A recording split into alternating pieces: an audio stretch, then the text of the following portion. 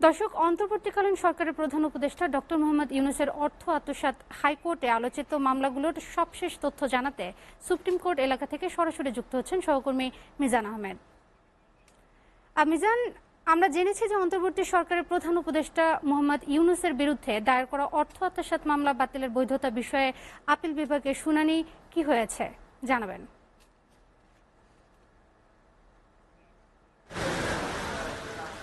রোদেলা, যেমনটি আপনি জানতে চাচ্ছিলেন, আপিল বিভাগের শুনানি এরই মধ্যে শেষ হয়েছে এবং অবকাশকালীন ছুটির পর এই বিষয়টিতে আবার পুনরায় শুনানি হবে এবং আজকের শুনানিতে অ্যাটর্নি জেনারেল মোহাম্মদ আসাদুজ্জামান তিনি শুনানি করেছেন এবং আজকের শুনানিতে সবচেয়ে বেশি যে বিষয়টি উঠে এসেছে যে এই মামলাটি বাতিল চেয়ে হাইকোর্টে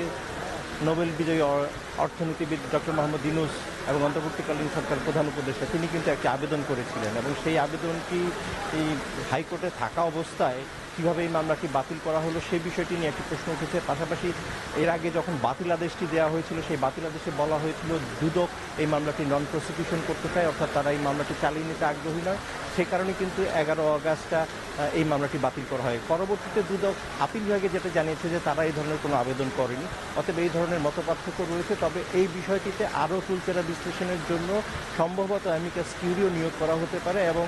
নোবেল বিজয়ী অর্থনীতিবিদ ডক্টর মোহাম্মদ ইউনূসের আইনজীবী যেমনটি বলেছেন,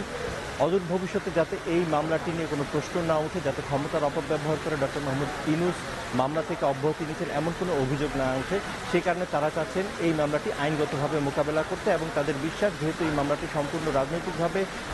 প্রতিহিংসার কারণে এই মামলাটি করা হয়েছিল, অতএব এই মামলাটিতে নোবেল বিজয়ী অর্থনীতিবিদ বেকসুর খালাস পাবেন। এই ছিল এই মামলাটির পাশাপাশি আরও বেশ কিছু গুরুত্বপূর্ণ মামলা কিন্তু আজকে হয়েছে, যেমন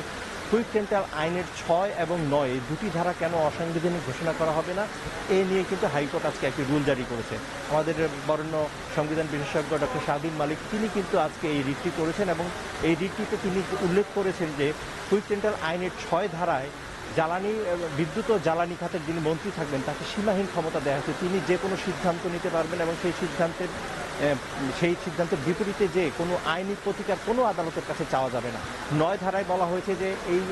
ওনার সিদ্ধান্তগুলোকে রীতিমতো দায়মুক্তি দেওয়া হয়েছে। এই যে 6 এবং 9 ধারায় যে দায়মুক্তি দেওয়া হয়েছে এতে সাংবিধানিক প্রতিষ্ঠান হিসেবে বিচার বিভাগের যে ক্ষমতা সেই বিচার বিভাগের ক্ষমতা পূর্ণ হয়েছে, অতএব কেন সেই দুটি ধারা অসাংবিধানিক ঘোষণা করা হবে না এই মর্মে হাইকোর্ট রুল দিয়েছে, 4 সপ্তাহের একটি রুল। পাশাপাশি গুলশানের যে শিক্ষার্থী আলোচিত যে মামলা মুনিয়া হত্যা মামলা, সেই মুনিয়া হত্যা মামলাটি কিন্তু আবার পুনরায় শুরু হওয়ার একটি ইঙ্গিত পাওয়া যাচ্ছে, কারণ আজকে মুনিয়া হত্যা মামলার বিচার কাজ পুনরায় শুরু করতে মুনিয়ার যেই বোন সেই বোনের যে আবেদন সেই বোনের আবেদন কিন্তু আজকে হাইকোর্ট গ্রহণ করেছে এবং তারা সেই আবেদনে বলেছে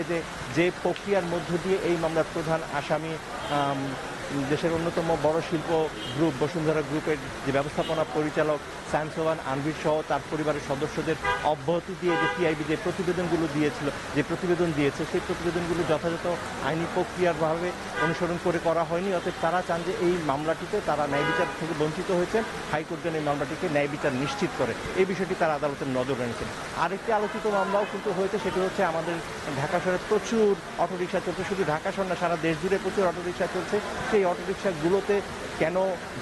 যারা চালক থাকবে তাদের কাছে কেন ড্রাইভিং লাইসেন্স থাকবে না, কেন লুকিং গ্লাস থাকবে না, কেন ইন্ডিকেটর থাকবে না, তাদের যে না থাকাটা কেন অবৈধ বা বেআইনি ঘোষণা করা হবে না এই মর্মেও কিন্তু হাইকোর্ট আজকে একটি রুল ইস্যু করেছে। অতএব এই ছিল আলোচিত মামলাগুলোর সবশেষ তথ্য। ফিরে যাচ্ছে স্টুডিওতে, রোদেলা আপনার কাছে।